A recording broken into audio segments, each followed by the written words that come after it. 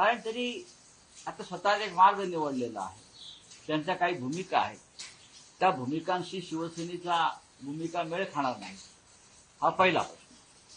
आणि छगन भुजबळ येणार, हा जाणार, तो येणार, अशा प्रकारच्या बातम्या उडवून पेरून अफवा पसरवून महाराष्ट्रात गोंधळ उडवायचा राजकीय दृष्ट्या. बाकी याच्या पलीकडे या बातमीला आम्ही काय महत्व देत नाही. छगन भुजबळ यांना आमच्याकडून कोणी भेटलेलं नाही. छगन भुजबळ यांना शिवसेनेचा कोणताही नेता भेटलेला नाही, चर्चा झालेली नाही, चर्चा होणार नाही. हा त्यांचा पक्षाचा प्रश्न आहे ना. त्यांच्या मनातली खतखत ही त्यांच्या पक्षातली खतखत आहे. त्याच्याशी शिवसेनेचा काय संबंध आहे आमच्या? त्यांनी ती खतखत त्यांच्या पक्षाच्या नेत्यांपुढे, त्यांचे आता नेते अजित पवार आहेत, त्यांचे नेते सुनील तटकरे आहेत, पक्षाचे अध्यक्ष, त्यांचे नेते प्रफुल्ल पटेल आहेत. त्यांच्या मनातली खतखत त्यांनी त्यांच्या पक्षाच्या नेत्यांपुढे मांडली पाहिजे. पवारांनी देखील वक्तव्य केली, जे येतील त्यांच्यासोबत नाही ते त्यांच्या पुढे जाऊन नवीन फुंकणारे. आज देखील तुम्ही मोठ्या प्रमाणात रणशिंग फुंकणारा वर्धापन दिन देखील आहे. बघा, माननीय शरद पवार साहेबांची भूमिका असू शकते. शिवसेनेची भूमिका स्पष्ट आहे.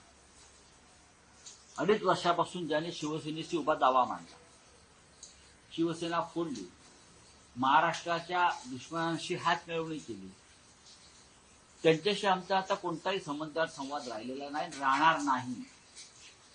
त्यांच्याशिवाय शिवसेना पुढे गेली गेल्या 2.5 वर्ष.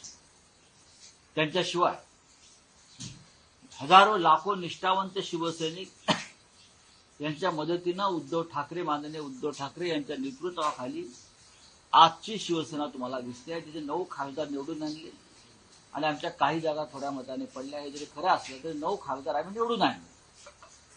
अशा वेळेला जे सोडून गेले त्यांची चिंता आम्ही का करावी? आज शिवसेनेचा 58वा वर्धापन दिन आहे. हिंदुहृदय सम्राट शिवसेना प्रमुख बाळासाहेब ठाकरे यांनी शिवसेनेची जी स्थापना केली 58 वर्षापूर्वी, ती अशा बेईमान लोकांना छातीवर घेण्यासाठी नाही. ज्यांनी मराठी राज्याशी, मराठी माणसाशी बेईमानी केली, त्यांच्याशी संबंध ठेवून बाळासाहेब ठाकरेंनी पक्ष कधी पुढे नेला नाही. जे सोडून गेले त्यांच्याशिवाय बाळासाहेबांनी निष्ठावंत शिवसैनिकांच्या मदतीनं ही शिवसेना इथपर्यंत आणली आणि ती उद्धव ठाकरे साहेबांनी त्याही पुढे घेऊन गेली. त्याच्यामुळे आता हा आला, तो येणार आहे का, या प्रश्नाला आमच्याकडे उत्तरं नाहीत. आम्ही त्याच्यावर चर्चा करत नाही.